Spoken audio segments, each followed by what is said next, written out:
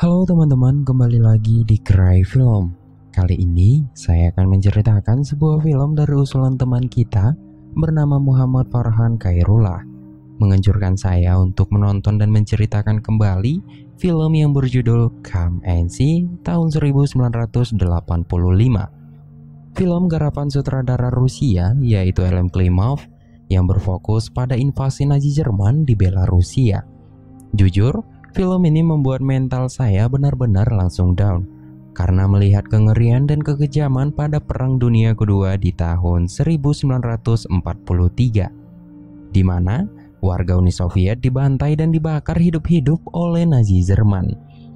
Saran saya buat teman-teman yang memiliki mental lemah, saya harap tidak menonton filmnya secara utuh, karena kejadian yang ada di film ini membuat saya terbayang-bayang atas kengerian yang diterima oleh Uni Soviet saat itu. Nah, sebelum kita masuk ke inti cerita, saya mengingatkan kembali kalau ini adalah konten full spoiler.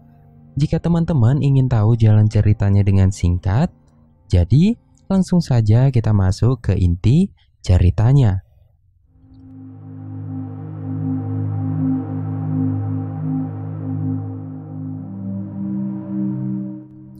Film dibuka pada era tahun 1943, di mana dua anak laki-laki Belarusia yang sedang menggali tanah pasir di pinggir pantai. Tujuan mereka adalah mencari senjata yang disembunyikan oleh tentara Jerman sebelumnya. Mereka melakukan hal itu untuk memenuhi persyaratan agar bisa bergabung dengan tentara Soviet.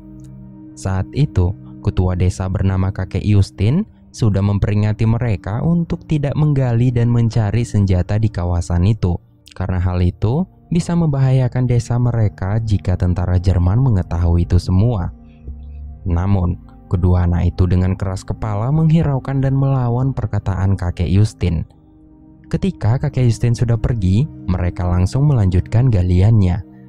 Kini, Fiora merasakan sesuatu dan berusaha mencabut dari lubang galiannya. Dengan sekuat tenaga, akhirnya Fiora berhasil mengeluarkan sesuatu dari dalam tanah. Dan ternyata itu adalah sebuah senjata laras panjang milik tentara Jerman. Tak lama dari situ, salah satu pesawat Jerman yang sedang melintas melihat Fiora yang sedang memegang senjata laras panjang serta menatap ke arah pesawat tanpa rasa takut. Dalam kesenangan mereka berdua yang sudah berhasil mendapatkan senjata, mereka tidak mengetahui kalau hal yang barusan mereka lakukan akan menjadi titik awal tanda keburukan yang akan menimpa mereka semua. Di dalam rumah, ketika sang ibu mengetahui keputusan Fiora yang akan bergabung dengan pasukan Soviet, sang ibu langsung memperlihatkan wajah ekspresinya yang takut serta sedih kepada Fiora. Kemudian sang ibu mengancam Fiora, jika Fiora bergabung dengan pasukan Soviet, maka detik saat ini juga Fiora harus membunuh sang ibu dan kedua adik kembarnya menggunakan kapak. Tentulah Fiora tidak akan melakukan itu semua. Dalam kesedihan sang ibu, tiba-tiba dua tentara Soviet datang menjemput Fiora. Dan diketahui di mana pada saat itu tentara Soviet memiliki jumlah yang tidak banyak. Maka anak-anak yang berumur sama dengan Fiora akan dibawa ke medan perang. Fiora yang tidak memikirkan sang ibu, dia langsung mengambil senjata dari bawah tempat tidurnya. Sang ibu kembali menangis dan berusaha menghalangi sebuah hatinya yang tengah diseret paksa oleh tentara Soviet untuk bergabung. Namun, semua usaha ibunya sia-sia dan hanya bisa menangis melihat Fiora dibawa oleh tentara Soviet. Kini, Fiora berada di tengah hutan tempat markas Soviet. Di sana, Fiora terlihat semangat untuk ikut ke medan perang. Biasanya Fiora bermain senjata tembak-tembakan layaknya seperti anak kecil pada umumnya. Kini dia akan segera bermain senjata asli yang akan berhadapan langsung dengan kematian. Lalu, keesokan harinya, Fiora merasa kecewa karena dia tidak diperlakukan layaknya seperti prajurit tempur dan hanya melakukan tugas-tugas kasar di kawasan camp. Salah satu komandan tentara Soviet bernama Kosa memberikan instruktur pada prajurit lainnya. Dan di saat itu, seorang wanita perawat cantik bernama Glacia memperhatikan komandan dengan penuh pesona. Komandan yang memiliki tujuan untuk berperang, ia pun langsung mengalihkan pandangannya dari wanita itu. hingga membuat wanita itu kecewa dan pergi begitu saja. Ketika semua pasukan hendak pergi menuju medan perang, dari perkumpulan pasukan, tiba-tiba seorang paktua melaporkan situasi dirinya kalau sepatu yang dia kenakan membuat dia susah untuk bergerak secara bebas. Kemudian, komandan dengan tegas menyuruh untuk menukar sepatu itu dengan milik Fiora. Maka Fiora harus menukar sepatu itu dan harus tinggal di camp dengan perawat yang ada. Kini Fiora kembali merasa kesal karena tidak ikut ke medan perang. Lalu Fiora memasuki hutan lebih dalam lagi sembari dengan tangisannya. Tak lama dari situ, tiba-tiba Fiora mendengar suara tangisan seorang wanita. Dia mencoba mencari-cari sumber suara tangisan itu. Hingga akhirnya dia melihat Galacia yang sedang menangis entah karena apa. Fiora yang merasakan kalau mereka berdua sedang ditimpa kesedihan, dia mencoba mengubah kesedihan dengan memperlihatkan sepatu bolongnya. Seketika, kesedihan berubah menjadi tawa. Dalam tawaan mereka pun saling menanyakan nama mereka. Tak lama saling mengobrol, tiba-tiba mereka melihat pesawat Jerman yang sedang memasuki kawasan mereka. Dan melihat juga beberapa pasukan Jerman mulai mendarat menggunakan parasut ke beberapa wilayah. Dan kini, pesawat Jerman meluncurkan beberapa bom dan hampir mengenai mereka berdua. Fiora dan Galacia langsung berlari dan mencari tempat yang aman. Kini, kawasan kamp tentara Soviet hancur sehancur-hancurnya karena bom lightning bertubi-tubi datang dari pesawat Jerman. Selang beberapa menit, merasa kalau situasi sudah aman, Fiora dan Galacia keluar dan melihat hutan yang sudah penuh dengan asap hitam. Kemudian mereka melihat salah satu anggota tentara Jerman yang nyangkut di atas pohon dengan parasutnya. Dan di saat itu juga, Fiora baru mengetahui kalau kupingnya mengeluarkan darah akibat suara ledakan bom yang kuat tadi. Kemudian, Galacia yang mengetahui juga kalau kawasan mereka saat ini dalam bahaya, Galacia dengan cepat membawa Fiora menjauh dari kawasan itu. Dan benar saja, pasukan Jerman sudah menginjakkan kaki di kawasan itu dan mulai menyelusuri setiap daerah untuk membantai huni Soviet. Dalam pelarian mereka, tentara Jerman meluncurkan tembakan ke arah mereka. Galacia dengan cepat langsung menarik Fiora masuk ke dalam lubang persembunyian. Sementara waktu, mereka harus menetap di dalam lubang itu. Sampai akhirnya mereka berdua harus menahan kedinginan karena saat itu hujan turun dan membasahi tubuh mereka. Galacia tidak tahan dengan kedinginan, bahkan dia sampai menggigil. Sedangkan Fiora berusaha membuat saung untuk tempat istirahat sekaligus untuk bermalam di sana. Kini akhirnya mereka beristirahat dan saling menghangatkan tubuh. Di pagi harinya, mereka berusaha menghilangkan rasa takut dengan air hujan yang turun. Apalagi saat Galacia mulai menari dengan senyuman yang sangat indah. Hal itu membuat Fiora benar-benar terhibur dan melupakan situasi nasib buruk yang telah menimpa dirinya. Kini, tiba-tiba Fiora merasa menyesal karena sudah meninggalkan sang ibu serta adik kembarnya. Mereka kini memutuskan untuk menuju ke rumah Fiora. Sesampai di desa Fiora, mereka merasa heran karena mereka tidak melihat salah satu orang pun di desa itu. Fiora dan Galacia hanya bisa mendengar ribuan lalat yang berterbangan di sekitaran mereka. Dengan rasa gelisah dan panik, Fiora langsung berjalan dengan cepat menuju rumahnya. Sesampai di dalam rumah, Fiora melihat isi rumahnya yang sangat berantakan dan mencoba mencari sang ibu serta adik kembarnya di setiap ruangan. Namun, hasilnya nihil. Tidak ada satupun tanda-tanda keberadaan keluarganya. Kemudian, Galacia mulai duduk di depan meja makan yang dipenuhi dengan lalat serta makanan yang sudah busuk kering. Kemudian, Fiora membawa semangkok sup yang masih hangat dari dapur. Mungkin itu adalah peninggalan masakan ibunya sebelum pergi dari rumah. Kemudian, mereka dengan lahapnya memakan sup itu. Tak lama dari situ, tiba-tiba Galacia mulai mencium aroma busuk yang membuat dirinya merasa mual dan memuntahkan semua sup yang baru dia makan. Begitu juga dengan Fiora.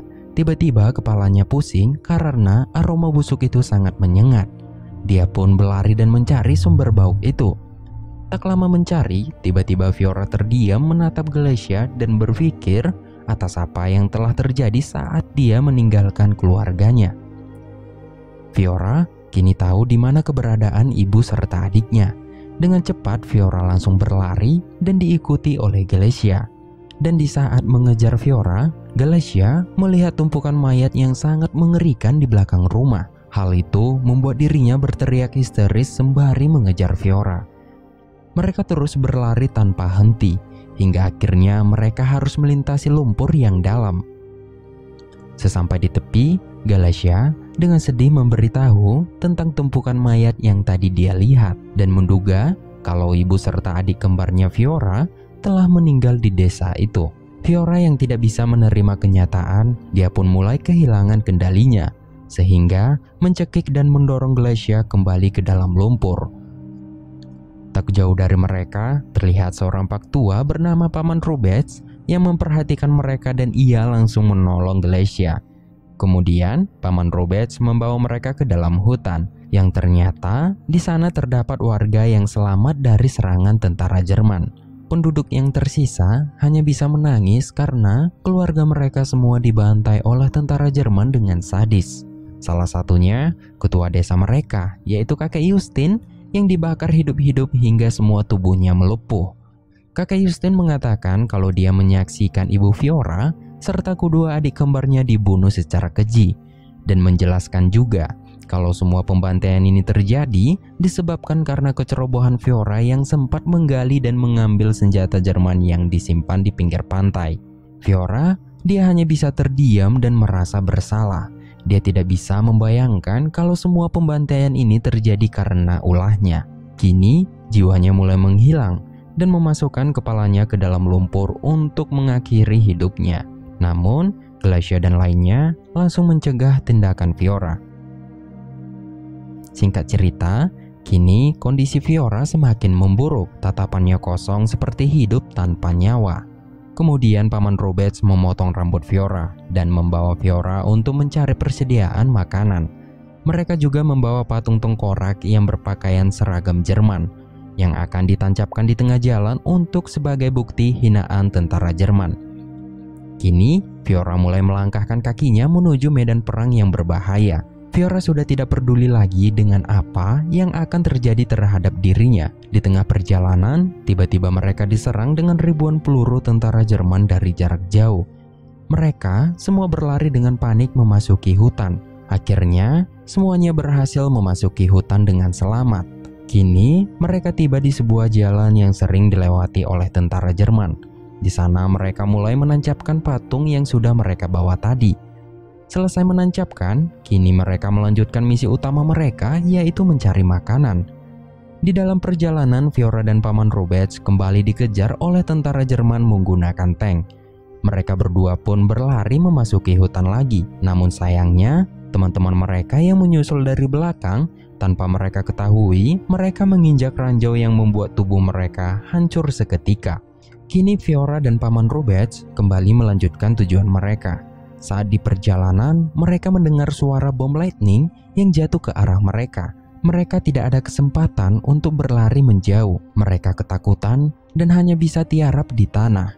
Dan ternyata itu hanya botol minuman kosong yang dijatuhkan dari atas pesawat. Melihat hal itu, Fiora menjadi ketawa sejadi-jadinya.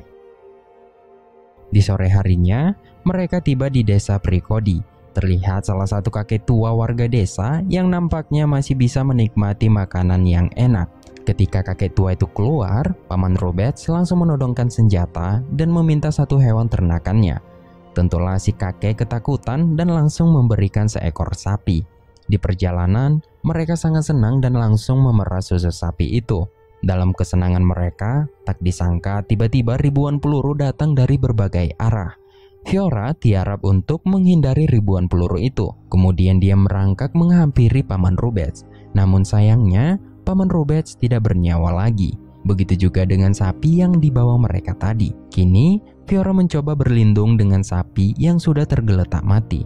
Setelah menghabiskan kurang lebih 25 menit berlindung, akhirnya ribuan peluru itu berakhir. Kini Fiora kembali menangis jadi-jadinya sampai menjelang pagi.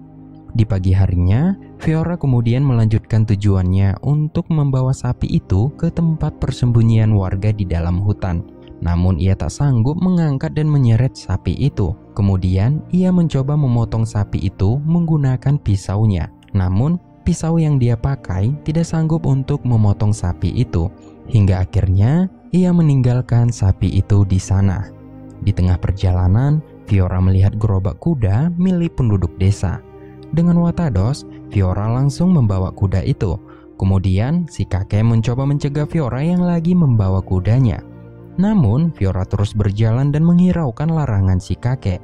Hingga akhirnya terjadilah pertikaian di antara mereka. Tak lama dari situ, mereka mendengar suara dentungan yang menuju ke arah mereka. Si kakek menyuruh Fiora agar tetap tenang dan menyembunyikan senjata serta seragam tempurnya. Dari arah kabut, mereka melihat gerombolan tentara Jerman yang akan mengepung area sana. Kemudian si kakek membawa Fiora menjauh dari tentara itu, sehingga mereka sampai ke perdesaan si kakek. Di dalam rumah, di mana semua warga berkumpul untuk menyambut kedatangan tentara Jerman. Semua warga di dalam rumah itu terlihat pasrah atas apa yang akan mereka terima nantinya. Kemudian, komandan tentara Jerman masuk dan menikmati hidangan yang sudah disiapkan. Tak lama dari situ, tiba-tiba mereka mendengar pengumuman dari luar bahwa semua para penduduk desa segera pergi menuju ke alun-alun dan membawa beberapa dokumen untuk mendata ulang kependudukan desa mereka, dan mengatakan juga semua para penduduk desa akan dibawa ke negara Jerman untuk hidup lebih baik lagi. Kini, semua penduduk berlari menuju ke alun-alun desa sembari membawa dokumen mereka, namun tidak dengan Fiora. Fiora perlahan-lahan keluar dari rumah itu. Dia tahu kejadian apa yang akan terjadi dengan penduduk desa. Fiora kini mencoba memberitahu kepada penduduk desa bahwa mereka semua akan dibantai dengan sadis oleh tentara Jerman. Namun sayangnya tidak ada satupun warga yang memperdulikan perkataan Fiora. Di saat warga menyerahkan dokumen, salah satu tentara dengan paksa membawa Fiora untuk mengikuti penduduk desa lainnya. Kini, tentara Jerman dengan paksa memasukkan warga ke dalam ruangan aula yang besar, hingga mereka semua berdesak-desakan dan tidak ada celah sedikit pun untuk bergerak bebas. Sedangkan Fiora dimasukkan ke ruangan lain bersama penduduk lainnya. Penduduk desa yang ada di ruangan itu berteriak sekuat-kuatnya dan meminta mohon untuk melepaskan mereka. Kini, Fiora bingung harus berbuat apa. Dengan rasa takut dan gemetaran, Fiora mencoba keluar dari jendela kecil. Dia pasrah jika memang tentara Jerman menembaknya saat itu juga. Namun, tentara Jerman membiarkan Fiora hidup. Fiora tidak tahu harus berbuat apa lagi. Semua kepahitan dan kesedihan dirasakan Fiora. Rasa takut membuat hatinya tercekal dalam pembantaian ini. Kemudian dari dalam rumah, seorang wanita muda yang berusaha menyelamatkan balitanya. Namun dengan biadabnya, para tentara malah melempar balita itu kembali masuk ke dalam rumah. Dan wanita muda tadi diseret ke belakang rumah untuk dijadikan pelampiasan nafsu para tentara biadab itu. Setelah beberapa waktu berlalu, kemudian tentara Jerman memulai penyiksaan yang sangat mengerikan. Di antara yang paling mengerikan, rumah yang dipenuhi ratusan warga dilempari dengan botol api.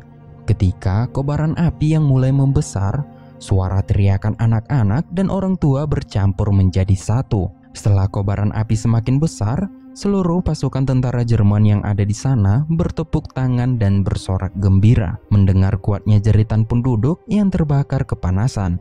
Setelah beberapa menit kemudian, tentara Jerman dengan gembira mengangkat senjata dan meluncurkan tembakan ke seluruh ruangan aula. Fiora yang tadinya memilih untuk mati malah harus menyaksikan pembantaian yang sangat mengerikan. Perasaan dan jiwa Fiora sudah tak terbendung lagi.